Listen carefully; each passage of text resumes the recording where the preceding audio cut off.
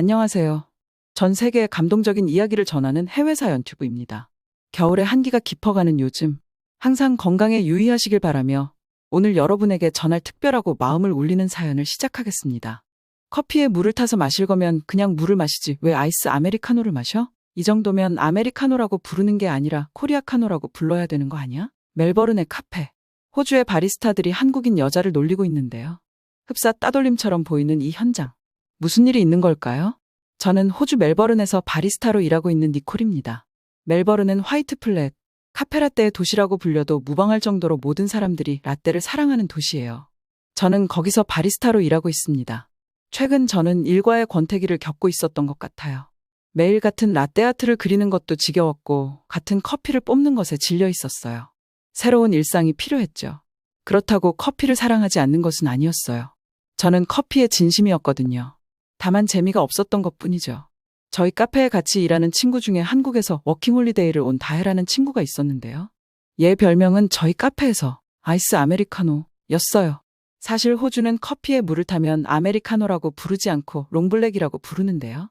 아이스 롱블랙이라고 불렀더니 한국은 아아라고 부른다고 자기를 아아라고 불러달라고 했어요. 얘만 맨날 아아를 마셨죠. 라떼를 싫어하는 건 아니지만 한국에서는 아아를 가장 많이 먹는다고 하면서요. 심지어 겨울에도 아이스 음료를 마셨어요. 가끔 이 친구와 노는 게 재밌었습니다. 한국 애들이 세상에서 제일 잘 노는 것 같아요. 바리스타로서 저는 항상 다양한 커피 문화에 관심이 많았고 독특한 분위기로 급성장하고 있는 한국의 카페는 제가 탐험하고 싶었던 곳이었습니다. 워킹 홀리데이를 온 친구 다혜가 서울에 놀러 갈 때마다 새로운 카페와 디저트들을 올리는 것을 보면서 엄청 부러웠거든요. 한국은 카페가 커피만 있는 게 아니라 인테리어와 컨셉을 가지고 있었어요. 저는 그래서 한국에 가장 먼저 가보고 싶었어요. 그래서 이 권태기를 극복할 방법으로 한국행을 택했죠. 카페 점장님에게 휴가를 내고 동료들의 부러운 눈빛을 받으면서 한국행 비행기에 올랐습니다. 다음 날 아침, 저는 기대감에 부풀어 멜버른 공항에 도착했습니다. 공항은 여행객들로 북적거렸지만 제 마음은 오로지 한국으로 향했습니다. 공항 카페에서 플랫화이트 한 잔을 마시며 다음번 커피 경험은 얼마나 다를지 생각했습니다. 비행시간 내내 영화를 보고 가끔 비행 지도를 흘끗 보고 잠을 청하는 것이 전부였습니다. 창밖으로 펼쳐진 풍경은 불빛이 번쩍번쩍했어요.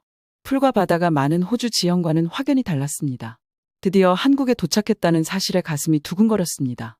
비행기에서 내리자마자 저는 인천공항의 규모와 현대적 감각에 압도당했습니다. 넓고 분주했지만 질서정연하고 차분한 느낌이 들었습니다. 공항 직원들의 효율성과 친절함에 감탄하며 표지판을 따라 입국 심사대로 향했습니다. 수속은 놀라울 정도로 빨랐고 어느새 저는 공식적으로 한국에 도착해 있었습니다. 저는 공항을 돌아다니며 다양한 광경과 소리를 감상했습니다. 그러다 로봇을 보았는데요. 로봇은 여행객들 사이를 우아하게 움직이며 도움과 정보를 제공했습니다. 심지어 말도 했어요. 인천공항을 돌아다니면서 사람들의 불편을 해결하고 있었습니다. 저는 한 가족이 로봇과 상호작용하며 웃고 사진을 찍는 모습을 흥미롭게 지켜보았습니다. 한국에서 기술과 인간이 어떻게 자연스럽게 공존하는지 보여주는 완벽한 예였습니다. 그리고 나서 눈에 들어온 것은 다양한 카페들이었습니다. 커피로 유명한 멜버른에서 왔기 때문에 한국의 카페는 어떤지 궁금했습니다. 인천공항에만 커피집이 대여섯 개는 되어 보였어요. 다혜는 정말 별것도 아니라고 했습니다. 입국장, 출국장, 터미널 곳곳에 커피집이 5개씩은 있을 거라고 하면서요. 커피 향은 낯선 땅에서 익숙한 향기로 마음을 편안하게 해주었습니다. 공항철도로 홍대까지 이동하기로 했어요. 열차는 세련되고 현대적이었고 편안한 좌석과 지나가는 풍경을 볼 수 있는 큰 창문이 있었습니다. 고향의 기차와는 너무 달랐어요. 더 깨끗하고 조용하고 왠지 모르게 더 포근한 느낌이 들었죠. 기차가 서울에 가까워질수록 가슴속 설렘이 커졌습니다. 제가 살아온 세상과는 너무나도 다르지만 설명할 수 없는 유대감이 느껴지는 세계로 발을 내디디려는 순간이었죠. 그것은 모험의 시작이자 발견의 여정이었고 저는 그 여정이 저를 어디로 데려다 줄지 기대가 되었습니다. 공항을 빠져나오면서 모든 면에서 세심한 배려가 느껴졌습니다. 한국어뿐만 아니라 영어, 중국어, 일본어로 된 표지판은 글로벌 허브로서 한국의 위상을 반영하고 있었습니다. 청결 상태는 흠잡을 데 없었고 모든 것이 기름칠을 잘 안 기계처럼 작동했습니다. 기차 안은 시끄러웠던 고국의 열차와는 달리 부드럽고 조용했습니다. 바깥 풍경은 도심의 빽빽한 빌딩 숲에서 푸른 들판으로 바뀌었고 한국의 아름다운 자연을 엿볼 수 있었습니다. 공항의 로봇은 시작에 불과했습니다. 서울에서는 첨단 기술이 일상과 조화롭게 공존하는 더 많은 사례를 볼 수 있었습니다. 실시간 버스와 기차 시간표를 보여주는 디지털 스크린, 비접촉식 결제 시스템, 쇼핑몰과 레스토랑의 로봇까지 흔하게 볼 수 있었습니다. 열차는 분 단위로 정시 운행되었는데 고향에서는 경험하지 못한 수준의 효율성이었습니다. 역은 단순한 환승 지점일 뿐만 아니라 예술 작품과 역사, 전시물이 있는 문화 공간이기도 했습니다. 대중교통이 예술의 경지에 오른 것이죠. 어느 날 저녁, 서울 시내가 내려다보이는 카페에 앉아 지금까지의 경험을 되돌아보았습니다. 서울은 잠들 줄 모르는 도시였지만 혼란 속에서도 평화와 질서가 느껴지는 곳이었죠. 과거와 미래가 공존하는 곳, 기술이 인간을 압도하지 않고 오히려 인간을 향상시키는 곳이었죠. 시청에 있는 카페였는데 무려 17층이었어요. 서울 시내가 한눈에 다 보였죠. 서울에서 석양을 볼 수 있었어요. 가장 좋은 점은 한국은 카페가 최소 밤 8시까지는 했어요. 호주는 아침 8시부터 카페를 열어서 바리스타들이 딱 8시간씩 일한 뒤에 문을 닫거든요. 멜버른은 플랫화이트의 나라인데도 그래요. 저는 커피를 사랑하는 사람이라 늦게까지 커피를 마시고 싶지만 그게 쉽지 않았어요. 특히 제가 근무가 끝나고 다른 가게에 커피를 마셔보고 싶어도 그게 힘들었어요. 그런데 서울은 이렇게나 다양한 카페들이 각자의 개성을 가지고 밤 8시까지 운영을 했어요. 다혜가 말하기를 밥을 먹고 카페에 가서 시간을 보내는 게 일반적인 패턴이라고 말했어요. 정말 저녁을 먹고 나서도 카페에서 시간을 보내기가 좋다는 생각이 들었죠. 제가 좋아하기 시작한 한국의 커피 문화가 담긴 아이스 아메리카노를 마셨습니다. 분명 날씨가 추운데 한국에 오니까 아이스 아메리카노를 마시게 되었어요. 새로운 관점을 찾고 선입견에 도전하는 자아 발견의 여정이었습니다. 한국은 저에게 새로운 시각으로 세상을 바라보는 법을 가르쳐 주었고 앞으로 또 어떤 것을 배울 수 있을지 기대가 되었습니다.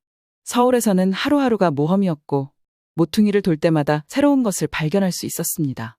바리스타로서의 여정이 저를 이곳으로 이끌었지만 지금은 그 이상의 것을 경험하고 있습니다.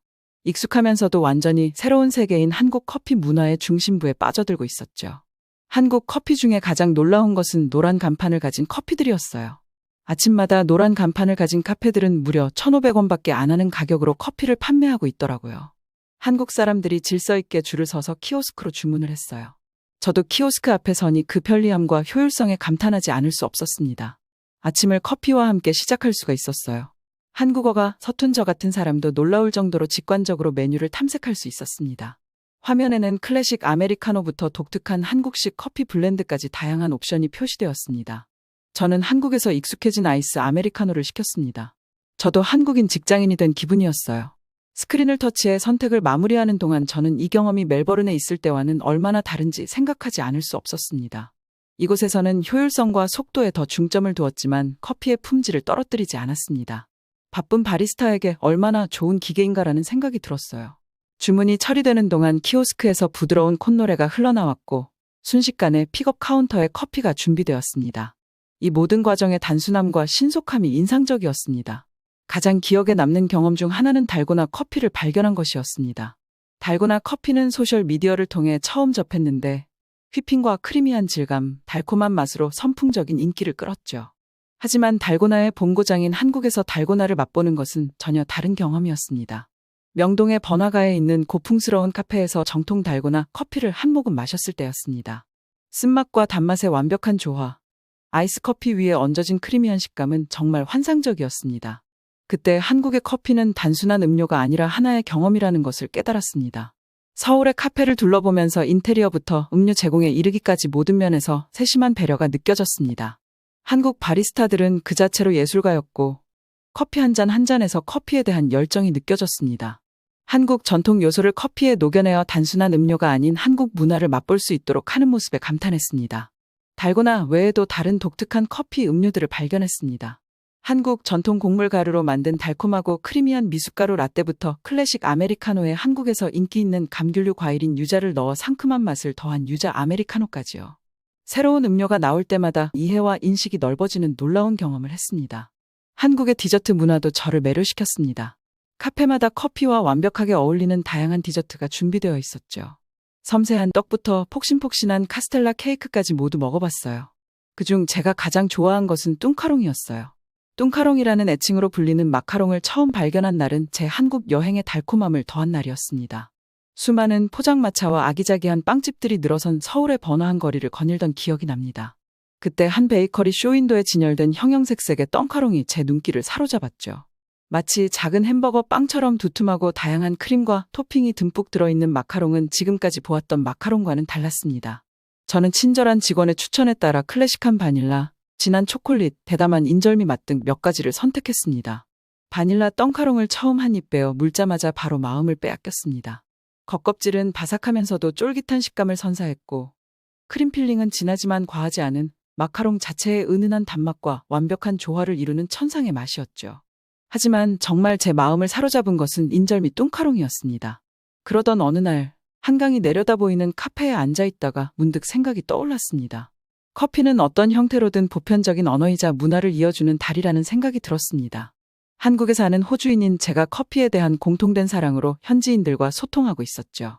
제 여정을 더욱 감사하게 만드는 강력한 깨달음이었습니다. 다음 목적지는 서울의 브루클린이라 불리는 성수동이었습니다. 한때 공업 지역이었던 이곳은 커피 애호가, 예술가, 패셔니스타를 위한 트렌디한 중심지로 변모했습니다. 거리를 걷다 보니 오래된 창고를 세련된 카페와 미술관으로 개조한 다양한 건물이 어우러져 있는 모습에 매료되었습니다. 가장 먼저 들른 곳은 장인의 손길로 커피를 만드는 것으로 유명한 카페였습니다. 이 카페는 신발 공장을 개조한 곳으로 산업적인 매력을 그대로 간직한 채 현대적인 미학을 불어넣었습니다. 높은 천장과 노출된 벽돌벽, 빈티지 가구가 소박하면서도 현대적인 분위기를 연출했습니다. 카페 옆에 있는 작은 빵집도 우연히 발견했습니다. 갓 구워낸 페이스트리의 향기가 참을 수 없을 정도로 좋았습니다. 이 베이커리는 한국 전통의 맛과 서양의 제빵 기술이 융합된 빵을 선보였습니다. 저는 단팥 페이스트리를 맛봤는데 달콤하고 고소한 맛이 커피와 완벽한 조화를 이루었습니다. 성수동에서는 새로운 발견을 할 수 있었습니다. 벽에 구멍이 뚫린 작은 카페부터 자체 로스터리가 있는 넓은 공간까지 숨은 보석 같은 카페를 발견했습니다. 한약재를 넣은 라떼와 홈메이드 아몬드 밀크를 곁들인 콜드브루 등 혁신적인 커피 음료도 맛보았죠. 가장 놀라운 점은 배를 타고 들어가는 카페가 있었어요. 분명 문을 열고 들어가기 전까지만 해도 물은 보이지도 않았는데 큰 문을 열고 나서는 배를 타고 카페에 들어가야 했어요. 서울은 정말 재미있는 도시라고 생각했어요. 대중교통만 타고도 이런 즐거운 경험들을 할 수 있으니까요. 제가 서울에서 가장 좋아한 카페는 빙수집이었는데요. 서울 카페들은 커피만 파는 것이 아니라 다양한 것들을 팔았어요. 저는 그중 인절미 빙수집에 자주 갔습니다. 제가 알기로는 빙수는 달콤한 재료를 얹어 먹는 한국의 인기 빙수 디저트입니다. 하지만 제 마음을 사로잡은 것은 여느 빙수가 아니라 인절미 빙수였는데 독특한 맛에 반해버렸어요. 기다리는 동안 가게의 주인이 꼼꼼하게 디저트를 준비하는 모습을 지켜보았습니다. 갓 내린 눈처럼 폭신하고 고운 얼음 위에 콩가루를 뿌린 한국식 떡에 일종인 인절미가 부드럽게 얹어졌습니다. 마지막으로 달콤한 연유를 뿌려 완성한 빙수는 마치 걸작처럼 보였습니다. 빙수가 제 앞에 놓이자마자 저는 그 아름다움에 감탄했습니다. 인절미의 부드러움, 콩가루의 바삭함, 빙수의 얼음처럼 차가운 식감이 맛과 식감의 조화를 이루며 놀라움을 선사했습니다. 달콤함과 고소함, 시원함과 크리미함의 완벽한 조화로 한 입 베어 물 때마다 감탄사가 절로 나오더라고요. 하지만 저를 감동시킨 것은 맛뿐만이 아니었습니다. 멜버른의 일상과 동떨어진 이 매력적인 작은 가게에 앉아 전에는 몰랐던 디저트를 즐기는 그 모든 경험 때문이었습니다. 새로운 경험의 아름다움과 새로운 문화 탐험의 마법을 상기시키는 소박한 기쁨의 순간이었습니다. 서울은 저에게 새로운 것들을 경험해주는 마법의 장소였어요.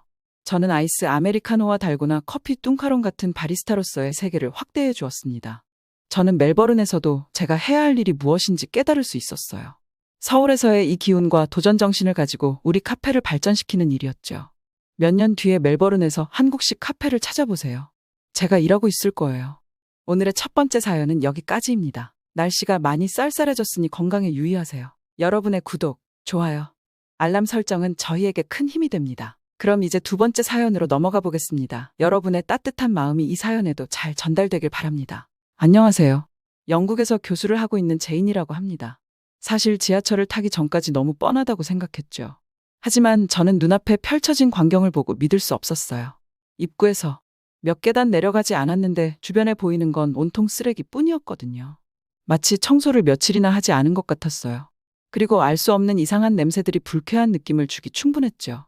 저도 모르게 미간이 찌푸려지면서 주변을 곁눈질하기 시작했습니다. 지금 내가 보고 있는 상황들이 맞는지 궁금했거든요. 그리고 저만이 상황이 믿어지지 않고 불편한지 알고 싶었습니다. 주위를 살펴본 결과 당황하고 이상하다고 느끼는 건 저뿐인 것 같았어요. 무엇보다 표를 끊으러 가기 전 이미 노숙자들이 신문지를 덮어쓰고 누워있는 모습들을 보며 상당히 무례하다는 인상을 받게 되었습니다. 여기는 공용 공간이고 개인 공간이 아닐 뿐더러 영국인뿐만 아니라 영국에 여행 온 여행객들도 부끄럽지도 않은지 신문을 입을 삼아 누워있는 노숙자를 보니 영국의 시민의식이 걱정되었습니다. 불쾌하게 느껴졌던 감정은 그곳에서 만나는 사람들을 싫어하게 만들었어요. 하지만 슬프게도 그건 시작에 불과했죠. 지하철 내부로 들어갔을 땐 시민의식이 아니라 최소한 타인에 대한 배려조차 하지 않는 사람들을 보게 되었거든요.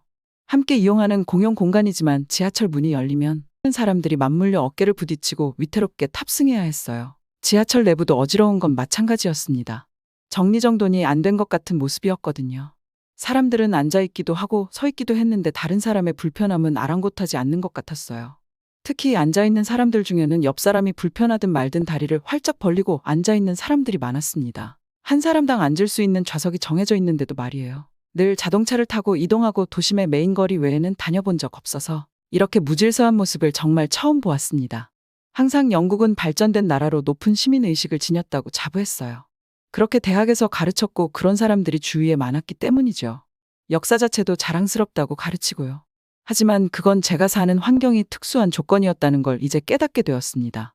TV에서 말하는 사회 문제들이 단지 작은 문제를 부풀려 말하는 거라 생각했거든요. TV는 사람들을 선동하는 도구 중 하나일 뿐이니까요. 물론 영국 내 언론이 타국의 언론보다 정확한 정보를 그대로 전달하는 거는 어느 정도는 동의합니다. 단지 내가 직접 경험했던 부분에서만 믿고 싶었던 거죠.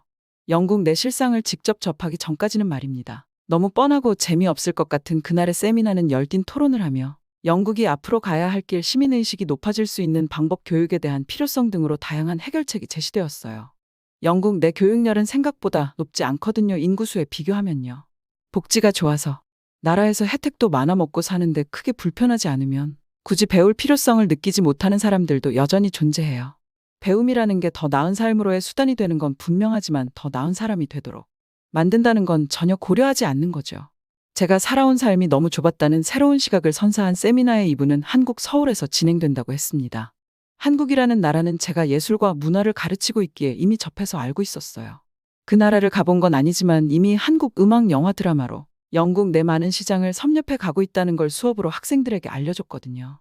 수업의 주제는 왜 아시아의 한 나라가 세계의 문화시장을 주도하는가였고요. 그래서 한국이라는 나라가 어느 정도 발전했다는 사실도 알고 있었습니다. 그래서 생각했어요. 세계 주요 도시들을 돌며 시민의식을 비교하려는구나라고 말이에요.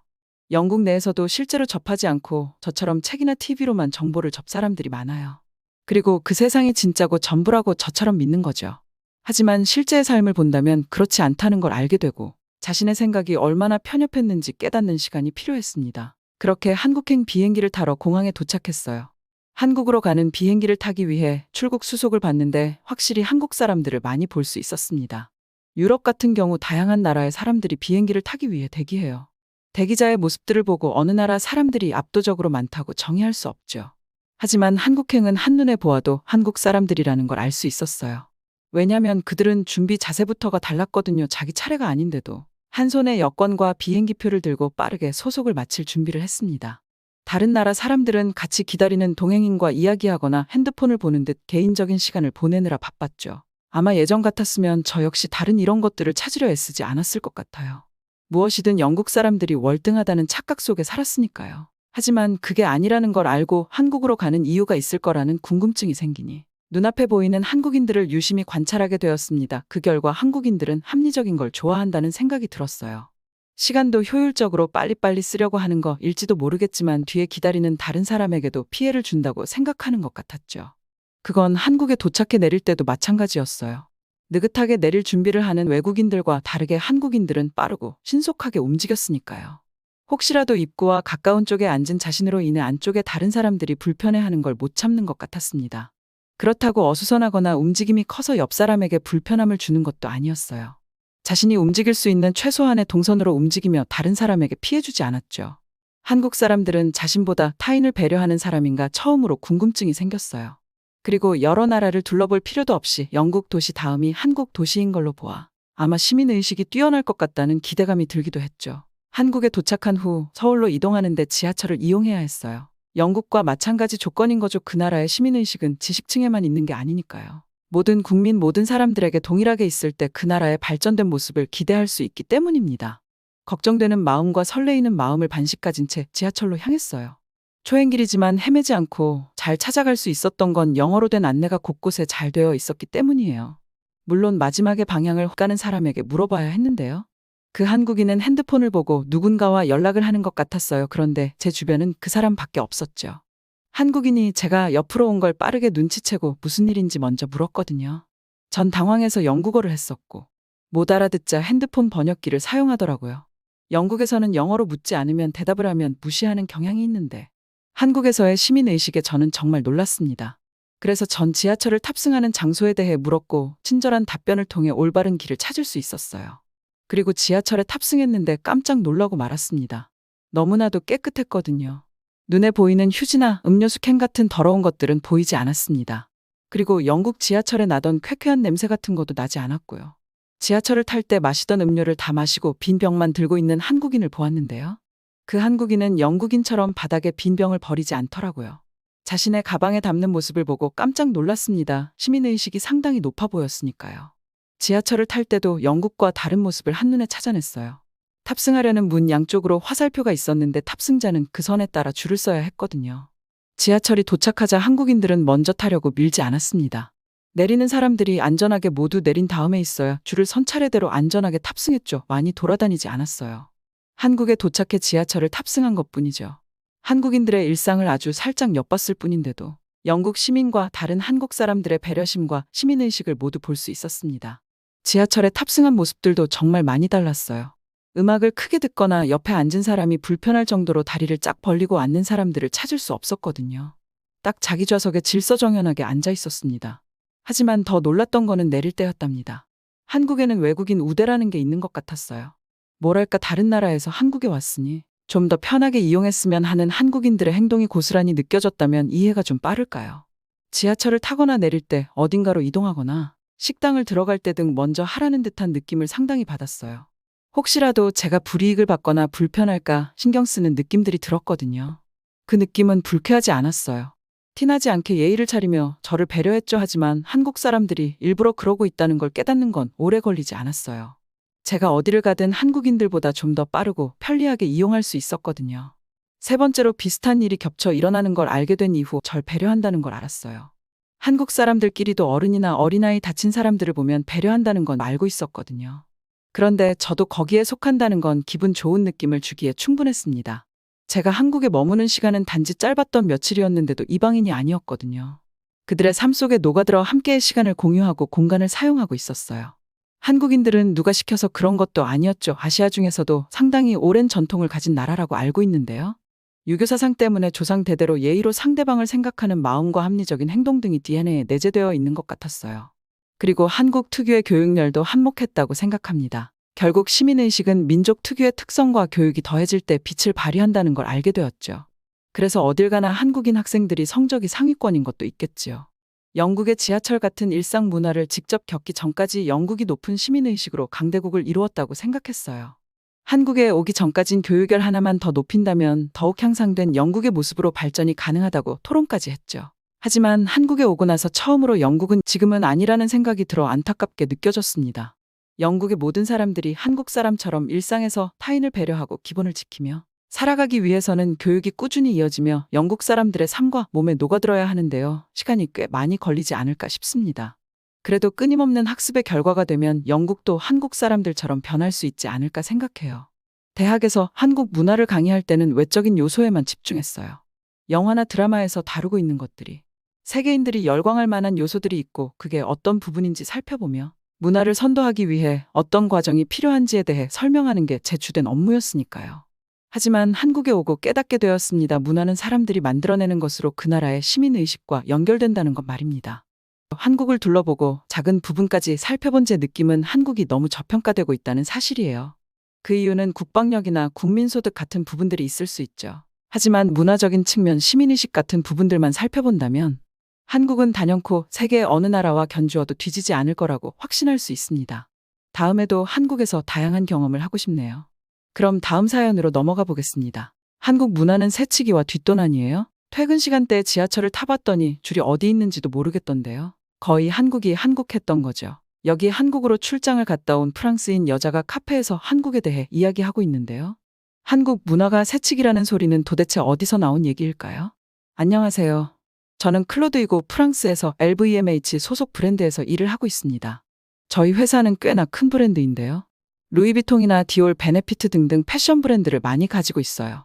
저는 해외 영업팀에 소속되어 있습니다. 저는 아무래도 연차가 얼마 되지 않아서 출장을 혼자서 갈 일은 없었는데요. 과장을 달고 나서 처음으로 출장을 혼자 갈 일이 생겼습니다. 중국에 갔다가 한국에 들려서 다시 프랑스로 돌아오는 일정이었어요. 한국으로 오기 전 중국에서 근무하던 시절, 특히 꽌시라는 문화적 관습에 대해 깊은 인상을 남긴 경험을 했습니다. 현지 중식당에서 일어난 일이었는데요. 어느 날 저녁 긴 하루 일과를 마치고 중국인 동료들이 북경오리와 기타 중국 전통 요리로 유명한 레스토랑에서 저를 저녁 식사에 초대했습니다. 현지 문화에 흠뻑 빠져보고 싶었던 저는 열정적으로 초대를 수락했습니다. 식당은 활기차고 향신료와 구운 고기 향이 가득한 공기로 가득했습니다. 요리가 나오기 시작하자 동료들은 다양한 특선 요리를 열정적으로 추천하며 중국 요리의 풍성한 맛을 안내해 주었습니다. 하지만 식사가 진행되면서 저에게는 익숙하지 않은 기대감이 저변에 깔려 있음을 느꼈습니다. 계산서가 도착하자 분위기가 갑자기 바뀌었습니다. 식사 내내 유쾌하고 수다스러웠던 동료들이 이제는 제가 계산할 책임이 있다는 것을 은근히 암시하는 것 같았습니다. 중국 비즈니스와 사회적 상호작용에서 중추적인 역할을 하는 소셜 네트워크와 영향력 있는 관계로 구성된 복잡한 시스템인 꽌시 문화의 일부라는 설명에 저는 깜짝 놀랐습니다. 저는 정말 기분이 나빴어요. 남의 돈을 떼먹는 게 문화라뇨? 이건 절 이용해서 저녁을 먹으려고 하는 것 같았거든요. 프랑스에서는 손님한테 주는 메뉴판은 가격이 적혀있지 않은 것도 있어요. 손님에게 부담을 주지 않으려고 하는 거죠. 어느 거래처를 가봐도 계산하게 한 적은 없었어요. 지금까지 중국에 올 때마다 제가 이런 상황을 겪지 않은 건 제 상사분이 매일 결제를 했기 때문이었어요. 어쩐지 중국 출장이 결정될 때마다 회사에서 법인카드를 줬던 기억이 났습니다. 이 사건 이후로 처음에는 좋았던 중국인의 억양이 힘들게 느껴졌습니다. 워낙 중국인의 목소리 톤이 높아서 저에게 화를 내는 게 아닌가 항상 긴장된 상태였습니다. 사업상 이야기를 해도 화가 난 건지 아닌 건지 알 수가 없었어요. 어쨌든 사업을 마무리하고 한국으로 돌아왔습니다. 상쾌한 주말 아침, 저는 중국에서의 바쁜 업무 일정에서 잠시 벗어나 영화 아바타의 배경이 된 아름다운 자연 경관으로 유명한 장가게로 여행을 떠났어요. 자연 속에서 휴식을 취하고 싶었던 저는 이 유명한 국립공원의 우뚝 솟은 사암 기둥과 울창한 숲을 탐험할 날을 고대했습니다. 하지만 장가게에 올라가는 중 가이드의 말에 놀랐습니다. 가이드는 줄 서는 법을 알려준다고 했어요. 그리고 말했습니다. 중국에서의 줄서기는 바로 새치기라고요. 마음 약해지는 순간 모두 새치기를 하라고 말했습니다. 어떻게 그러냐고 했지만 모든 중국인들이 새치기를 할 거니까 반드시 해야 된다고 말했어요. 가이드는 정말 단호했습니다. 도착하자마자 저는 장가게의 놀라운 아름다움에 매료되었습니다. 안개에 뒤덮인 우뚝 솟은 봉우리들이 신비로운 분위기를 자아냈어요. 분주한 도시 생활에 익숙해져 있던 저와는 너무나 대조적이었어요. 저는 탐험과 고요함에 하루를 보낼 준비가 되어 있었습니다. 하지만 경치 좋은 곳으로 올라가는 케이블카를 타기 위해 줄을 섰을 때 제 경험은 예상치 못한 방향으로 바뀌었습니다. 장가게의 인기를 감안할 때 줄이 길었던 것은 예상했지만 제가 놀란 것은 다른 방문객들의 행동이었습니다. 정말 제 주변으로 미친 듯이 사람들이 들어오게 되었어요. 처음에는 이런 행동에 당황했습니다. 프랑스에서는 이러한 행동이 즉각적인 반대에 부딪히고 상당히 무례한 행동으로 여겨졌을 것입니다. 하지만 여기에서는 이 일을 제기하는 사람이 거의 없을 정도로 당연한 일인 것 같았습니다. 저는 짜증과 당혹감이 뒤섞인 감정을 느꼈습니다. 심지어 외국인인 저도 새치기를 하는 사람으로 만드는 상황이 싫었어요. 그 자리에 서서 제 의견을 주장할지 아니면 그냥 지켜볼지 고민하다가 제가 익숙했던 것과는 크게 다른 사회적 규범인 현지 문화의 일부라는 것을 깨달았습니다. 그냥 꽌시처럼 새치기도 문화라고 받아들여야 했죠. 중국에서 시간이 지날수록 마음이 불편했습니다. 한국 인천국제공항에 도착한 순간 새로운 출장이 시작되었습니다. 비행기에서 내리자마자 저는 인천공항의 거대한 규모와 현대적 시설에 압도당했습니다. 거대한 규모의 최첨단 시설은 활동의 중심지였지만 모든 것이 놀라울 정도로 질서정연하게 운영되는 것처럼 보였습니다. 한국어와 영어로 된 표지판은 도착 절차를 매끄럽게 안내해 주었습니다. 한국의 유명한 효율성을 처음 접한 순간이었고 감탄하지 않을 수 없었습니다. 특히 입국 절차를 할 때 줄을 제대로 설 수 있다는 사실에 감동받았습니다. 몇 주 동안 새치기에 너무 익숙해져 있었더니 저도 무질서한 사람이 된 것 같았거든요. 그 와중에도 몇몇 중국인 승객들은 새치기를 했지만 한국인들은 정말 빠르고 질서 있게 일을 처리했어요. 공항에서 발생한 이 사건은 단순한 운영 효율성의 사례를 넘어 한국인의 환대 정신과 서비스 정신을 보여주는 증거였습니다. 한국이 외국인 방문객을 환영하고 접근하기 쉬운 국가가 되고자 하는 노력을 보여줬습니다. 이 장면을 지켜보면서 다른 국제공항에서 경험한 것과 비교하지 않을 수 없었습니다.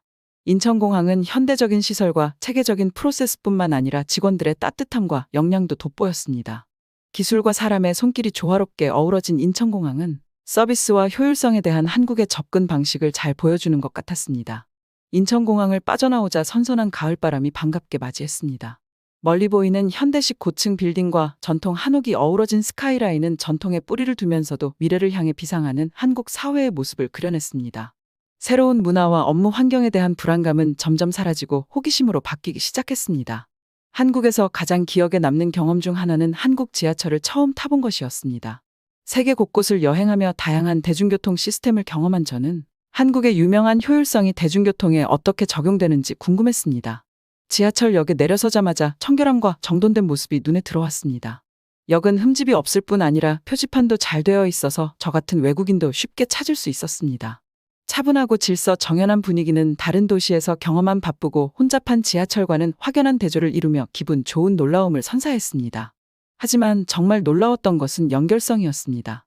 열차가 목적지를 향해 달리는 동안 저는 지하철 시스템 전체에서 무료 WiFi를 사용할 수 있는 편리함을 발견했습니다. 이것은 제 인생의 판도를 바꿨습니다. 이전 경험에서 지하철을 타는 시간은 종종 이메일과 메시지가 끊임없이 울려 퍼지는 단절의 시간이었습니다. 하지만 여기서는 연결 상태를 유지할 수 있어 출퇴근 시간이 단순한 이동이 아니라 생산적인 하루 일과가 되었습니다. 기차 자체는 편안함과 효율성의 경이로움 그 자체였습니다. 객차는 현대적이고 조명이 밝았으며 여정에 대한 실시간 정보를 보여주는 디지털 디스플레이가 장착되어 있었습니다. 좌석은 편안했고 피크 시간대에도 충분한 공간이 있었는데 이는 열차의 용량과 운행 횟수가 잘 계획되어 있다는 증거입니다. 역시 피크 시간에도 다들 줄서기를 잘하고 있었어요. 지하철의 와이파이를 이용해 휴대폰으로 인터넷을 검색하면서 대중교통을 목적이 아닌 즐거운 경험으로 만들기 위한 세심한 배려에 감탄하지 않을 수 없었습니다. 일상생활에 자연스럽게 녹아든 기술과 편리함을 향한 한국의 노력을 엿볼 수 있었습니다. 하루가 지나고 몇 주가 지나면서 저는 한국 생활의 리듬에 익숙해졌습니다. 낯선 나라에서 이방인이라는 초기의 긴장감은 서서히 사라졌습니다.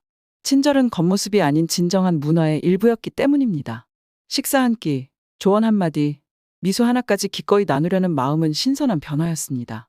하지만 새로운 환경에 적응하는데 어려움이 없는 것은 아니었습니다. 서울의 생활 속도는 빨랐고 업무 문화는 까다로웠습니다. 한국 동료들을 따라잡기 위해 야근을 하는 경우가 많았습니다. 하지만 이런 분주함 속에서도 이전에 경험했던 것과는 다른 동료애와 팀워크가 있었습니다. 한국 사람들은 새치기를 하지 않는 그런 문화 속에서 타인에게 민폐를 끼치기 싫어하는 태도가 돋보였어요. 그래서 자기 일을 잘 마치고 퇴근하는 사람들이 많았어요. 저는 이런 문화가 좋았습니다. 다들 다른 사람들에게 떠넘기지 않고 자기 일을 열심히 하는 거잖아요. 한국에서 지내면서 가장 인상 깊었던 점 중 하나는 한국인의 일과 관련된 태도였어요. 결코 자기 일을 떠넘기는 사람이 없었습니다. 그리고 누가 쫓아오지도 않는데 빠르게 열심히 일했어요. 회사에서 만난 한국인 동료들은 헌신과 인내의 대명사였습니다. 그들은 종종 장시간 근무를 했지만 그들의 헌신은 결코 흔들리지 않았습니다. 단순히 마감 기한을 맞추거나 업무 요건을 충족하는 데 그치지 않고 자신의 일에 대한 깊은 책임감과 자부심이 있었습니다. 이는 기업 부문에만 국한되지 않았습니다. 정말 인상 깊었던 것은 이러한 직업 윤리가 혁신과 지속적인 개선의 정신과 어떻게 결합되어 있는지였습니다. 한국의 빠른 기술 발전과 경제 성장은 결코 우연이 아니었습니다. 발전과 우수성을 향한 집단적 노력의 결실이었죠. 회의와 프로젝트 토론에서 저는 더 나은 효율적인 업무 방식을 찾기 위해 끊임없이 혁신하려는 노력을 목격했습니다. 이러한 사고방식은 고위 경영진에만 국한된 것이 아니라 모든 직원에게 스며들어 있었습니다. 한국의 역사를 되돌아보니 전쟁으로 폐허가 된 나라에서 글로벌 경제 강국으로 변모한 모습이 더욱 놀라웠습니다. 이러한 발전은 단순히 외부적인 요인이나 기술 발전 때문이 아니라 한국인의 근면과 인내의 문화에 깊이 뿌리를 두고 있다는 것을 깨달았습니다. 한국인 친구 및 동료들과 대화할 때 저는 종종 한국의 성취에 대한 존경심을 표현했습니다. 그럴 때마다 저는 그들의 눈빛에서 경제적 성공뿐만 아니라 국가로서 그들이 걸어온 여정에 대한 자부심을 보았습니다. 한국 음식도 저를 사로잡은 또 다른 요소였습니다. 다양한 맛과 공동 식사에 대한 강조는 저에게 새로운 경험이었습니다. 식사는 단순히 먹는 것만이 아니라 이야기를 나누고 유대감을 형성하고 서로를 이해하는 시간이었습니다. 매콤한 김치부터 고소한 불고기까지 모든 요리는 새로운 경험이자 새로운 이야기였습니다. 한국 직장에 적응하는 것 자체가 하나의 경험이었습니다.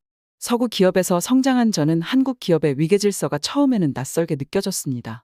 하지만 동료들과 더 많은 시간을 보내면서 이 시스템의 복잡성을 이해하고 존중하기 시작했습니다. 장점도 있었어요. 오히려 위계 질서가 있으니까 일을 대충 하는 사람들이 없었어요. 직급에 따라 서로를 우습게 볼 수 없었던 거죠. 한국에 머무는 동안 간단하지만 기억에 남는 발견 중 하나는 흔히 믹스커피로 알려진 한국식 인스턴트 믹스커피를 접한 것이었습니다.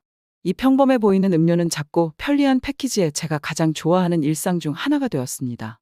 이걸 마셔야 피로가 풀리는 느낌이 들었어요. 단순히 카페인만 들어있는 게 아니라 당까지 들어있는 완벽한 음료였어요. 이 모든 것은 어느 날 아침 사무실에서 시작되었습니다. 저는 회의를 준비하기 위해 일찍 도착했습니다. 제가 도착하자마자 한국인 동료인 지훈 씨가 따뜻한 미소와 함께 믹스커피 한 봉지를 건네며 반갑게 맞아주었습니다.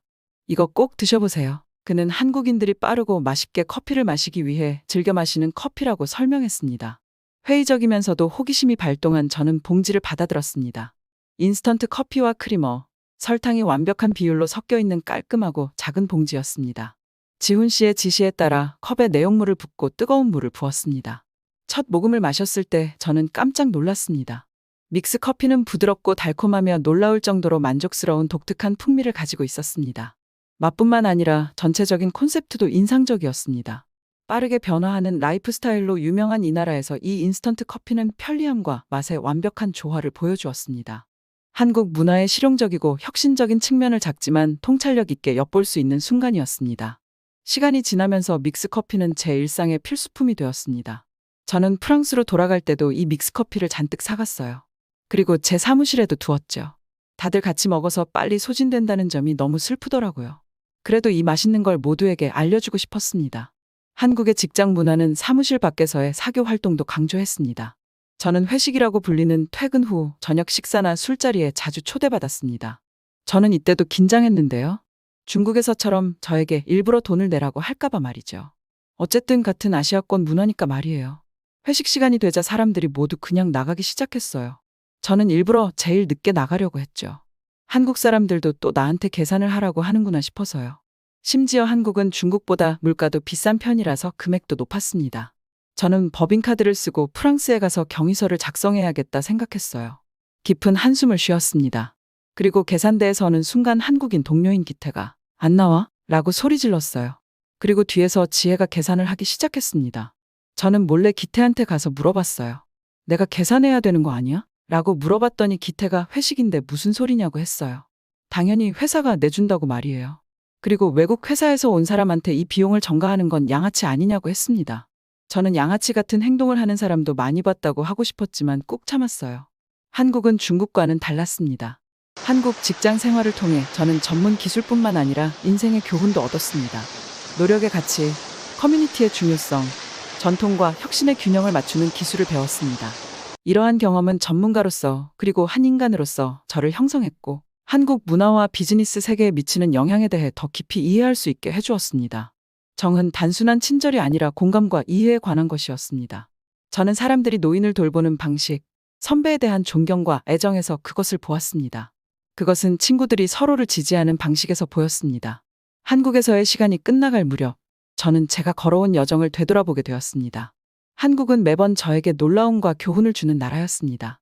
한국에서의 경험과 프랑스와 중국에서의 경험을 비교해보니 각 나라가 제 세계관에 얼마나 독특한 기여를 했는지 깨달았습니다.